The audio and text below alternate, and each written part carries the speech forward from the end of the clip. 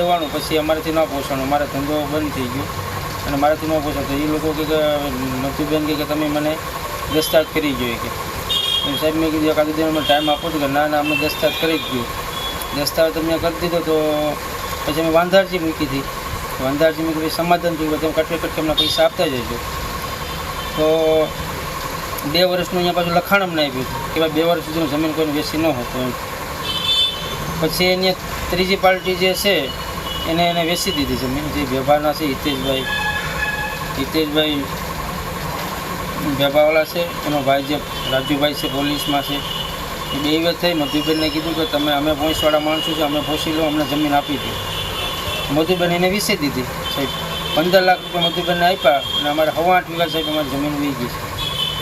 વ્યાજ અમારાથી પૂરું થયું નહીં, તમારી જમીન વહી ગઈ, અમારી પરત આવી જાય અમારી માંગ છે.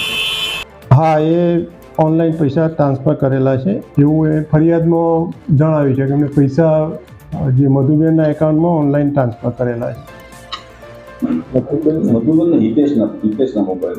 ના, હિતેશના મોબાઈલમાં નહીં.